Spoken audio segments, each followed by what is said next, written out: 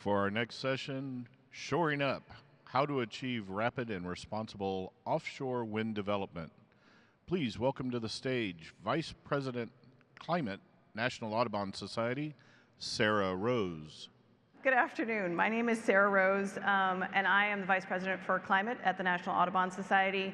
Thank you so much for joining us this afternoon. It's really a pleasure to be here. It's a pleasure to be part of the Nest Climate Campus, and it's a pleasure to be talking about offshore wind with you all and with our panelists today. Our climate work at Audubon focuses on two different strategies. One, it's focused on renewable energy deployment and maintaining, and then our second is focused on maintaining and conserving natural landscapes that support carbon sequestration, also known as natural climate solutions. So most of you know Audubon as a conservation organization that focuses on protecting birds. So why are we here at Climate Week hosting a panel on offshore wind? Well, because climate change. I don't have to tell you all, because you're here and you already know that climate change is the challenge of our lifetime. It's also the biggest threat to birds. Our Survival by Degrees report shows a stark reality. Nearly 500 species in North America face extinction unless we act quickly to cut carbon emissions, carbon pollution, and slow the rate of global temperature rise. Because addressing climate change is necessary for protecting not only wildlife, but for people too, both today and in the future. And like the rest of you in this room, we want to be part of the solution. And we know that renewable energy deployment is essential for decarbonizing our economy, reducing carbon emissions, and turning the tide on climate change. This is why Audubon is committed to engaging in the rapid and responsible onboarding of utility-scale wind and solar. That said, we also know that all infrastructure will impact bird populations. So we want to be smart about how we build, about what we build, and where. And we need to make sure people are also armed with the facts. Because the truth is, there are proven strategies that can help us avoid, minimize, and offset any impacts to birds and the habitats. These strategies are supported by a rapidly growing body of research and augmented by new technologies. And we're here today hosting this conversation because, as I said before, offshore wind is a solvable problem for birds. The status quo of living with the climate crisis is not. So not only is this a solvable problem for birds, offshore wind is a critical part of the solution needed to support birds and the communities we have in the future.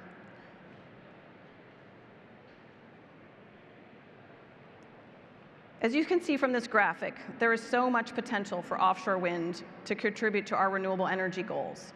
And the reality is that offshore wind energy development in the US is still in its infancy, and we remain far behind the global leaders in production. To date, China is leading with 129 wind projects, followed by the United Kingdom, Germany, and Vietnam. Conversely, there are just 3 operational wind projects in the US waters off of Long Island in Massachusetts and Virginia, which collectively produce approximately 0.174 gigawatts, powering about 130,000 homes. So I guess you could say that the glass half full version of this is that the US industry is poised for growth. So our current national goals are to install 30 gigawatts of offshore wind energy capacity by 2030 and 15 gigawatts of floating offshore wind capacity by 2035. That's a lot of new development and not a lot of time. So to meet this goal, we're going to have to work quickly and we're going to have to work together to get this done. And as we've learned, the better the planning at the front end, the more successful and the development is likely to be. So the build-out continues. We need to be careful about monitoring and research to better understand potential impacts. To give just one example of what Audubon's doing to support this work, Audubon's Delta Director of Conservation Science, Eric Johnson, and other researchers in the region are using multi-sensor geolocators to gather data on flight behavior for the promontory warbler as they migrate across the Gulf of Mexico. The early data suggests that migrating songbirds like these warblers typically fly over the Gulf at altitudes much higher than that of an installed wind turbine. This research will provide new insights into how they use the airspace and respond to inclement weather. It's important because this data from this research will help us inform collision risk assessments for offshore wind in the region and can help support better planning, siting, and development of these projects.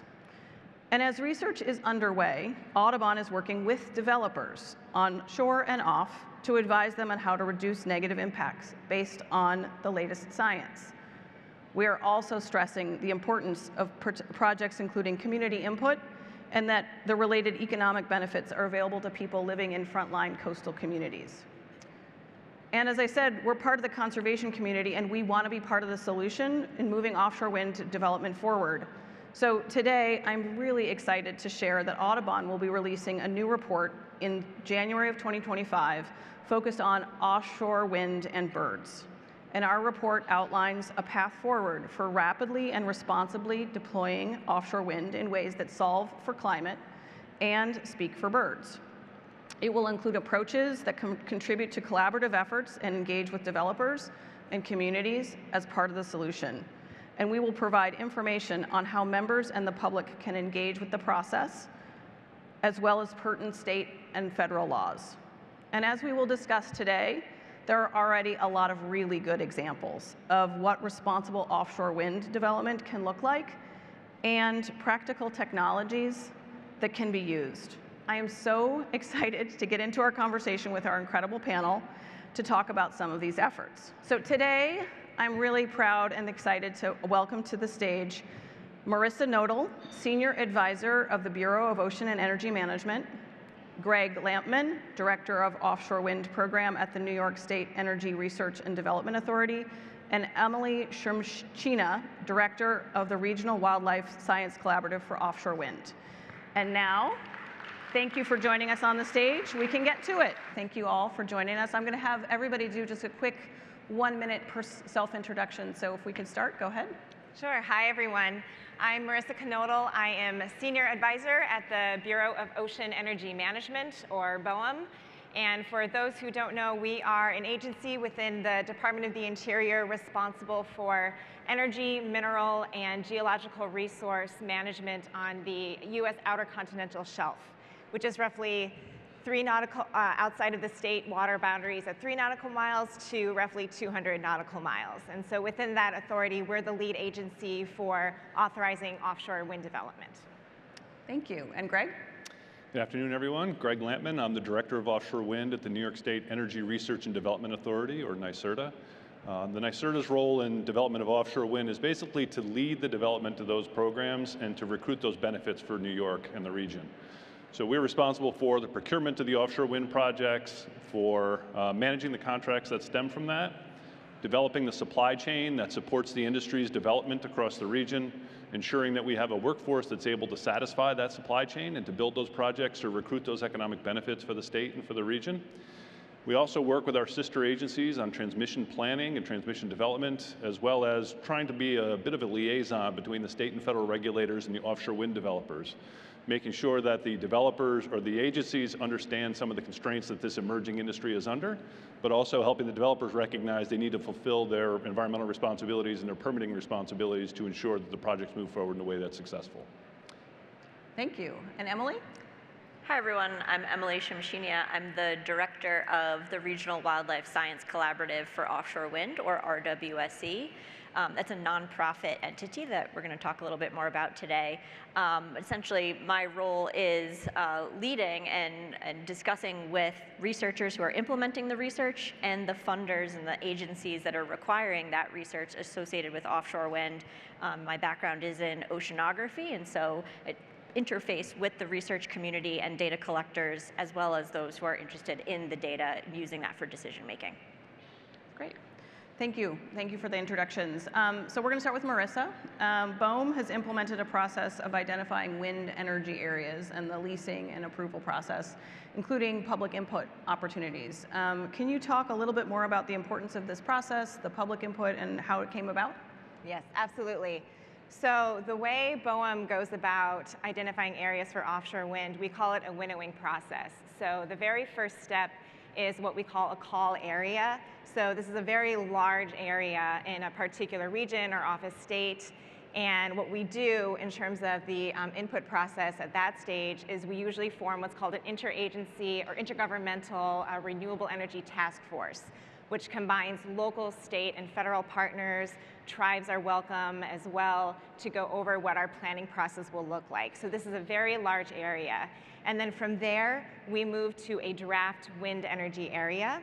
And this is actually a new step we've implemented to incorporate more public input. We used to just go out with a final wind energy area, but based on public feedback, we added this additional step recently to get more public feedback at the draft stage.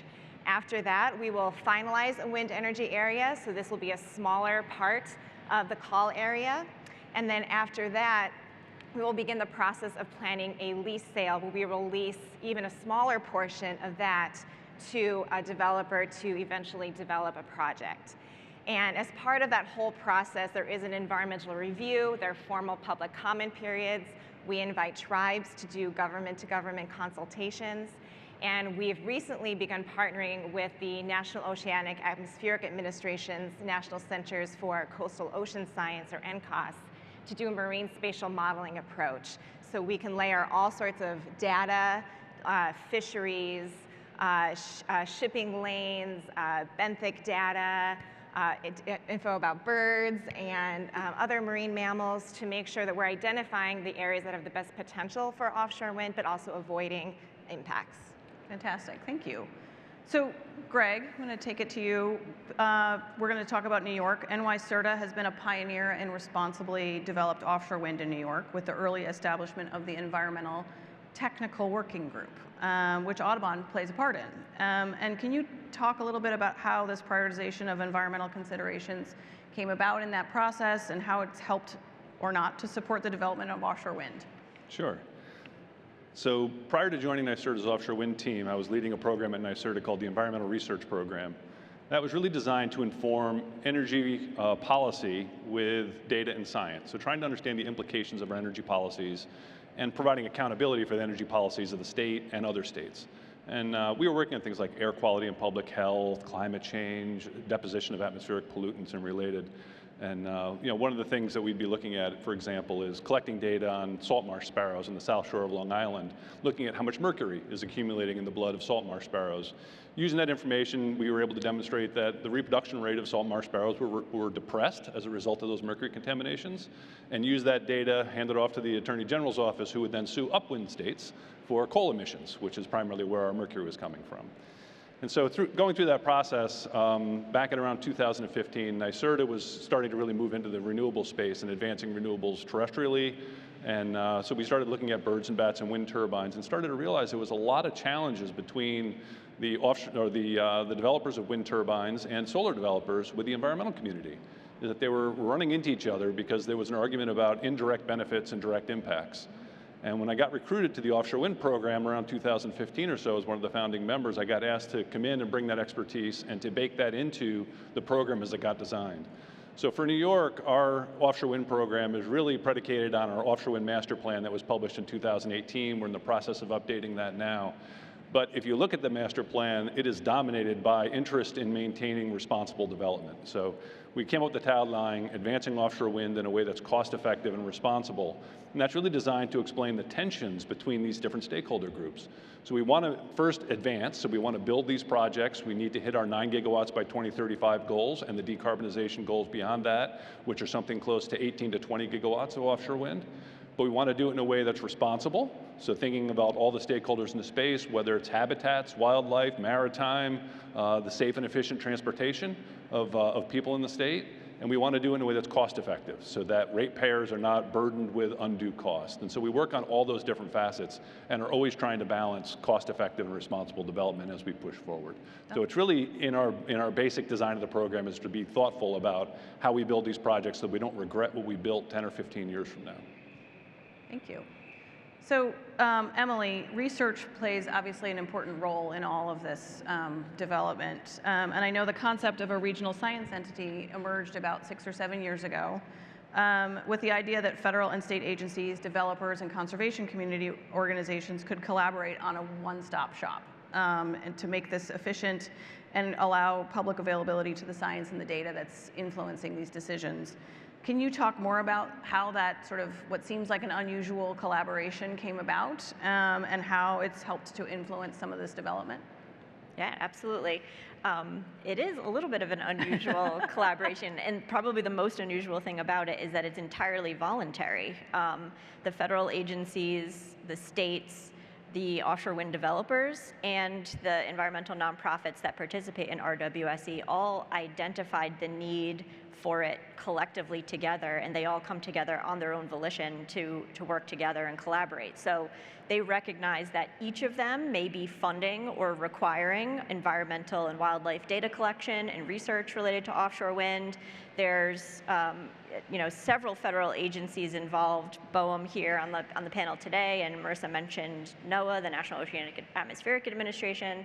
The U.S. Fish and Wildlife Service also oversees some of the bird and avian aspects of data collection and research. There are 14 states on the Atlantic coast that participate, and there are over 25 lease areas on the Atlantic coast, meaning there could be up to 25 different offshore wind companies involved in these decisions. So it's a very busy place on the Atlantic coast, and they're all funding and collecting data. So they recognize that in order to make sense of all of this, we really need to collaborate. We need to come together and understand what each of us is doing, and we want to work with the research community and really leverage the great expertise that we have in the universities and the great consulting companies up and down the Atlantic coast.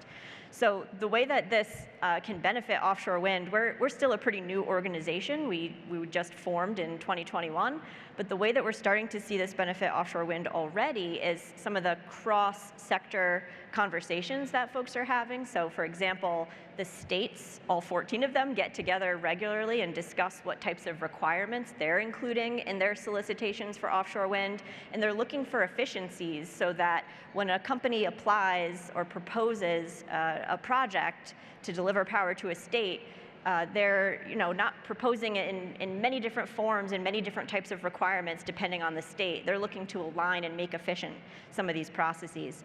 And similarly, the states and federal agencies are talking together about what each of them are requiring of the offshore wind projects in their contracts and agreements to look for ways to reduce redundancy and keep the responsibility there for the company to provide data and assess impacts to wildlife, but to make it more efficient so they're not being asked to require and send data to multiple different places or send research results to multiple different entities simultaneously. Thank you. That's helpful.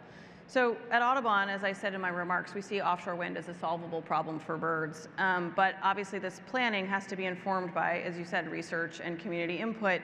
So on that note, Marissa, Audubon is engaged in shaping and supporting BOEM's environmental studies program in each of your regional offices to use the best science for siting. Can you say more about that program and any plans to sustain or expand it? Yes. So first, always appreciate the collaboration. Our environmental studies program actually celebrated its 50th anniversary this year. And this program is within our Office of Environmental Programs, and it helps inform all of our leasing decisions, not just renewable energy and offshore wind. And we do a number of things. So the scientists there will conduct studies. We've actually put over $1 billion into offshore wind specific studies that will help inform the environmental reviews that we do when we identify wind energy areas that I mentioned before, but then also when we're doing more in-depth environmental impact statements when we're evaluating actual offshore wind projects. So we do those studies. We also have an environmental studies program that we put out every year, and we solicit ideas from the public. So if you have any ideas, feel free to submit them. And then we also partner with RWSC, and then during public comment periods, we welcome information, data, scientific information from the public and other entities to help inform our decisions as well. I would say that scientific integrity and environmental stewardship are core values at BOEM when it comes to our decision making. So I'm going to go to Emily. Thank you. Earlier this year, RWSC released a science plan and unveiled a publicly available map that shows the locations of many ongoing offshore wind research activities. Can you talk briefly about the process to develop these resources and the intentions for their use? Yeah, thanks for bringing up the science plan and the research planning map. We're really proud of those products. When we started looking across all of the different entities that are collecting data and funding research related to offshore wind, we realized really quickly that there was so much going on, we needed to develop some tools and resources to help make sense of all of that information and disseminate it, not only to our partners and participants, but to the public as well. And so we just completed the science plan in January of this year, and that's a document online on our website at rwse.org that essentially documents all of the future research ideas. What things should we be studying when we think about birds and bats and offshore wind and marine mammals and offshore wind? And so not only does it catalog all the different research ideas, the RWSE steering committee, which has equal representation from those 4 sectors we mentioned before, they developed a plan to collaborate with each other with some discrete action items for how they can advance collaborative research on the topics in the science plan in the future. So that's a really important foundational document for us. In addition, when we started mapping out, literally and figuratively, all of the different work that was going on, it was clear that a tool that allowed folks to see where the research was happening would be really valuable. So the Bureau of Ocean Energy Management, BOEM, actually funded the development of this research planning map, which again is a public tool, a public mapping interface that shows the location of where research is happening, whether that's the sensors on the bottom of the ocean that listen for whales, or antennas that listen for birds to fly by and listen for the tags that are attached to those animals to send a signal. We have a map that depicts all of those different activities. It lists the entities that are responsible for deploying that infrastructure and conducting that research. And so it's not only a public communication tool, but our experts that we engage on all of those different species group topics use it to plan their research together. So something as simple as sharing ship time, because we're going out to the same location offshore, and wouldn't it be great to collaborate and share the cost of a ship?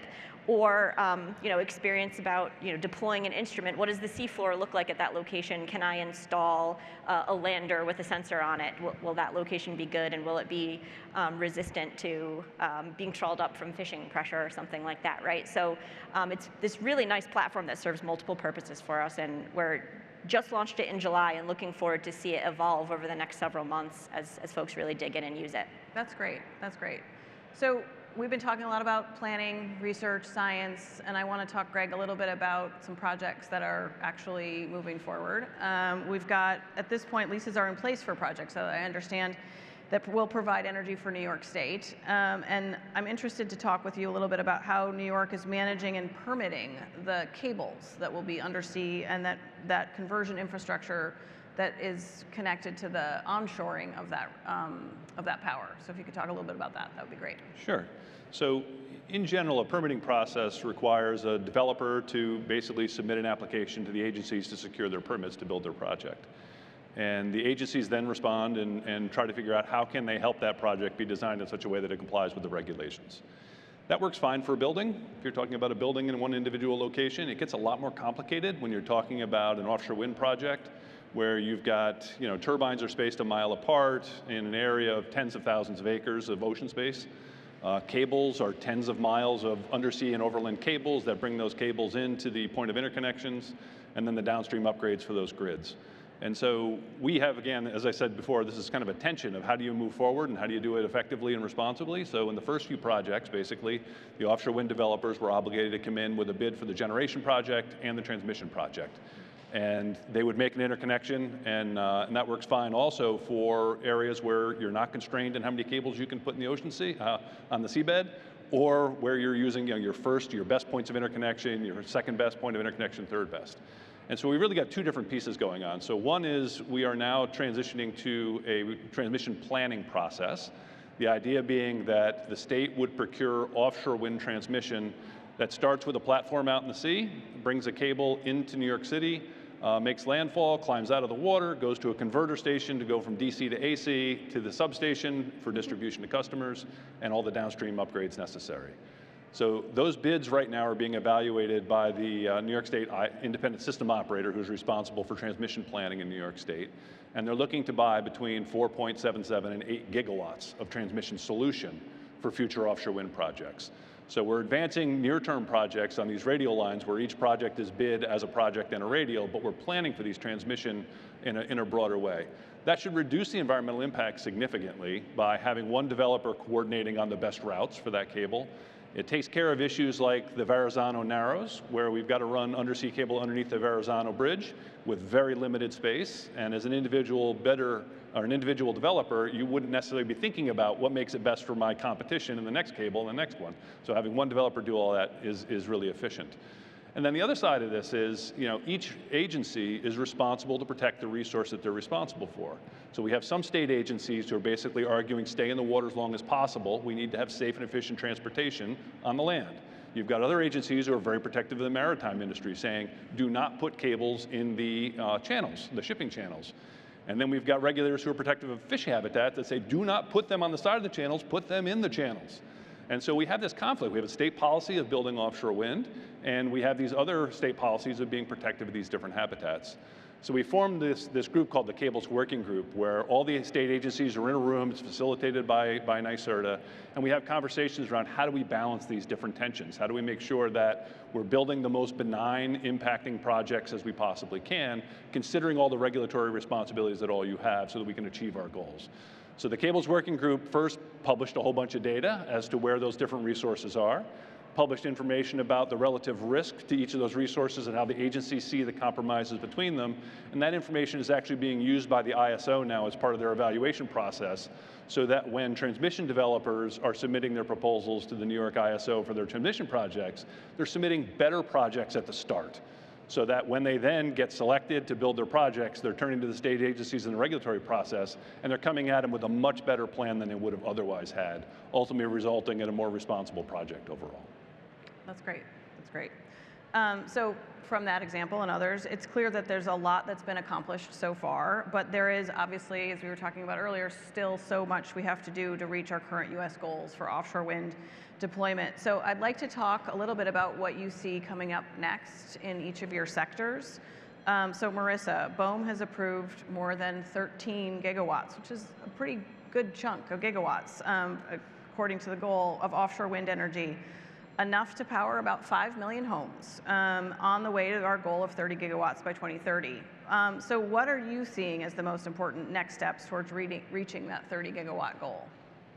Yeah, so BOEM's role as the lead federal agency for authorizing offshore wind, the best thing that we can do is continue to approve projects, continue to offer new areas for offshore wind leasing, continue to make sure we have an efficient permitting and review process, and then make sure we're doing all of that with good research, scientific integrity, and public input throughout, so that we make these well-informed decisions and we have good projects. A slight good correction is actually we're a little over 15 gigawatts approved with our 10th project offshore Maryland. So we are nearly halfway, to our goal of 30 gigawatts by 2030, which is incredible progress. If you, applause, that's great. Yeah, if you think that 3.5 years ago, there were 0 projects and no national offshore wind goals. So very grateful for the BOEM staff for all the incredible work that they're doing. And moving forward on all of those fronts, we still have 5 more projects that we are currently in the active process of doing our environmental review for. The Secretary of the Interior, Deb Haaland, announced earlier this year our 5-year offshore wind leasing plan, which includes up to 10 more potential sales off of every coast, and also excitingly in new areas like Hawaii and in U.S. territories, which is authority we were granted under the Inflation Reduction Act. And in fact, we just had our first Intergovernmental Renewable Energy Task Force meeting in Guam, and they are really, really excited about offshore wind and the possibility that has to meet their clean energy goals. That's fantastic, and it just goes to show you that setting the goals and sort of setting an intention can really help move the process forward. So that's really incredible. And providing the transparency and predictability is really what's needed to move the market forward in the US. Yeah, thank you. So speaking of markets, so Greg, I'm going to talk a little bit about the economic conditions surrounding offshore wind, and I'm sure a lot of folks have read some of the headlines and talked a little bit about that. So the New York's procurement process, which is led by NYSERDA, has had some challenges with respect to working with developers and some of the concerns about the sort of economic future of the offshore wind industry. How do you feel? Is that back on track? Is there, directions that, good signs for where it's going? And then how is NYSERDA working to resolve and sort of reset the intention of moving forward with that? And is there, lessons learned for either both here or elsewhere in the Atlantic? It's been an interesting run the last few years. Indeed. So, and I would say it's not unique to New York, and it's not unique to offshore wind. And so projects have a development timeline of something like 8 years, which is about what we think for offshore wind. Basically, the process is that the offshore wind developers bid at the beginning of that 8-year term and get a price. And so the state basically accepts it and goes through an evaluation process and locks in the price. This is what we'll pay. This is the price of the project. And so that was fine in 2018, and then we ran another solicitation in 2020. And then with COVID, we had a whole bunch of changes that resulted in just global changes in markets and global changes in interest rates. And ultimately, the projects that we had under contract and those that were in negotiations weren't able to move forward under the prices that they had secured through their contracts. Now, just an example, a 1% change in interest rates for financing results in about an 8% change in the price of a project. And so we had about a 5% change in interest rates over that period of time, so a 40% increase in the price to build a project. That's not sustainable in a contract with a fixed price, and so many of the developers had to cancel their contracts. So in addition to interest rates, the war in the Ukraine has also really been inspirational for the European countries to separate themselves from Russian natural gas. And so they have been doubling down and investing in offshore wind. Ultimately, what that meant for us is that we had been hoping to lean on the European supply chain for a number of years as we start to build the supply chain here. And ultimately, that supply chain door basically got closed because the European countries were making use of their existing supply chain. As a result, prices went up again. And so we had to find a way to adapt to all of this. We were a very emerging market, trying to get our investments started, trying to bring certainty to the markets, because the states are buying the energy, but really it's the private investment in the factories and private investments in the projects that are critical to get them built. So we've taken a number of steps from running accelerated RFPs to including an interest rate adjuster in our bids, so that when you bid, you have one price, and then we'll adjust it based on the commodity indices at the point in which you hit final investment decision. And so we've done a number of different interventions to try to prevent that in the future, but it just wasn't anticipated that these changes were going to happen. This morning I was at the Global Offshore Wind Alliance, so New York just became a member. That was announced this morning. Yay. But Yes. But the nice part about that meeting was, for the first time, everyone in the room was pretty optimistic. So the European countries are starting to feel like this is getting back on track. The Asian countries, South American countries, basically everybody who's been working on offshore wind is feeling optimistic. That wasn't the case in the last few years. So we published last fall, New York published a 10-point plan for how we are going to continue to power through this. We are foot on the gas, moving forward as quickly as we can to rebuild our portfolio, to get projects built, but again, doing it in a way that's thoughtful and responsible, and being as cost effective as possible. So a number of interventions baked into our process, but the point is, you need to be nimble in times when things are changing quickly, and we've been trying to do that. Adaptive, but bring stability. That's great, thank you, and that's a great story. So Emily, Audubon is engaged in efforts to establish RWSCs in the Gulf and the Pacific as well. So how might the Atlantic RWSC engage with those entities in the future, and especially regarding the numbers of databases and the amount of research data that would be required to really get those off the ground? So you can talk a little bit about that. Yeah, it's a great question.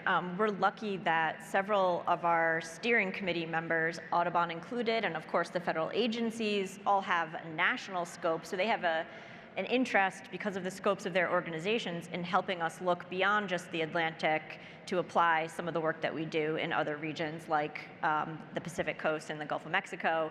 And they feel pretty strongly that some of the things we've been working on translate to other geographies, because some of these questions are kind of independent of where you are. Some of the work that we've been doing, it applies no matter where you're located. So for example, data management is often accomplished by the data type. So you store a certain type of data in a certain place, and you do it in a certain way. And so whether you're collecting that data on the Atlantic coast or on the Pacific coast, the practices and the standards and the recommendations that we're coming up for those data management workflows are the same. So we can leverage those from coast to coast.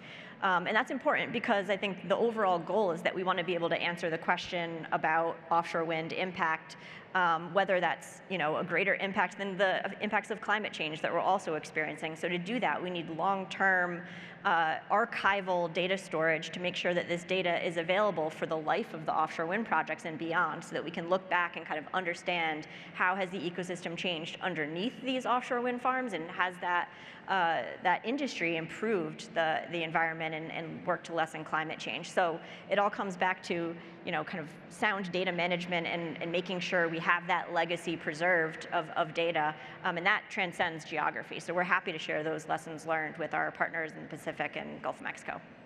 Thank you. That's great, and we're excited to see where that can take us. So I have one question for each of our panelists as we come to the end of this session, and I just want to appreciate your time. And kind of finishing with a note of optimism.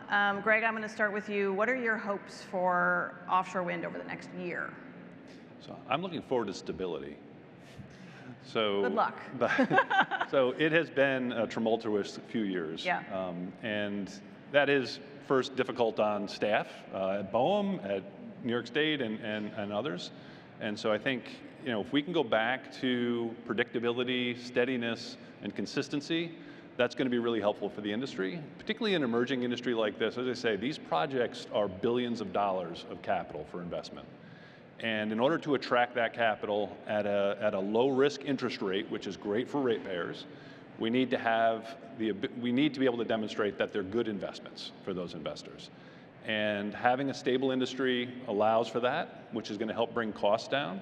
It's also going to allow us to better coordinate and integrate with all the different stakeholders in the space and make sure that we're reflecting their views in the way we advance, rather than being responsive to market forces that have been driving decision making of late.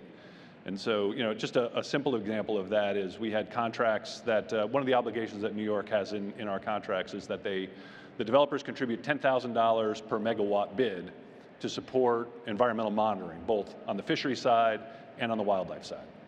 And the idea of that was to support, these individual project sites are intensive study sites, but there wasn't really anybody working a lot of detail in between them. So you think of them as intensive research, and interspatial research is an important part of it. So we started that process, and part of it was in hopes of supporting like RWSC and the efforts that they're doing so they could coordinate that research and we could get better outcomes from all of it. So as a result of projects canceling, RWSC and on the fishery side, there's a group called the Responsible Offshore Development Alliance with Rhoda that works in the same sorts of processes on fisheries. And so that $10,000 could flow to them. You're talking about tranches of money of $12 or $15 million would flow to them. And as a result of contracts canceling, that money got pulled back. So I know in the case of Rhoda, they were ramping up on staffing, and then the money dissolved, and it's coming back again. So all of these decisions and cancellations and pullbacks in the market have effects not just on the projects themselves, but ripple out across everything. So bringing stability, bringing consistency, bringing a steady cadence and predictability overall is going to be a really important part, and it feels like we're going in the right direction. Awesome, that's great. So Emily, same question. What are your hopes for the next year? Yeah, I'll piggyback off of Greg's answer a little bit, that all of that certainty, all the projects that BOEM has approved and advanced through the permitting process, all of the projects that the states have starting to procure energy from and are starting to be constructed now, those provide the juice for the research, right? So we're going to start to see a lot more money flowing to support data collection and research related to wildlife, and we're going to get to sink our teeth into that for the first time and really start to see the results. What does it look like during an offshore wind construction activity? How are wildlife impacted? Those data are being collected now, and folks are starting to look at the data now, but we're going to start to see the outcomes and the results and be able to broadcast those a little bit more widely than we have been over the next year, and I'm really looking forward to that. That's great, thank you. And then Marissa? Yeah, as I'm reflecting here, there's been a lot of up and downs in the past few years, but we are trying to build a new domestic industry from the bottom up, and we have a lot of, I think, successful stories. But to paraphrase what someone told me once, projects move at the speed of trust. And I think that it's going to be really critical as we move forward. Another core value at BOEM is inclusive and equitable engagement. And so we've been really trying to get out there in the community with tribal nations and the public to make sure that everyone feels like they are a part of our decision-making process. And my hope for the next year is that as these projects start to get developed and come online, that people actually see the benefits that they have, not just for our climate, but also in terms of jobs and local economic development as well. Thank you. And just thank you all for being part of this session today. I know I'm coming away from this conversation inspired by what's possible. As I said earlier, this is a solvable problem, and I would say that this partnership that we've got reflected on the stage, conservation organizations, federal agencies, state agencies, we're all working together to try to solve this problem, not just for birds, but for all of us and for our planet. And I would say that those of us who care about these issues, those of us who are here today, those of us who we interact with, we have both the opportunity, but then arguably the responsibility to take action, to move these projects forward, to move these policies forward that are going to help us get to the outcome that we want to see at the end. So I hope you all will think about that. I appreciate everybody being here, your engagement, your support for climate action, being part of New York Climate Week. Thank you to the Nest. Thank you to our panelists for being part of this. We're really grateful, glad to be here. So thank you. Enjoy the rest of your afternoon.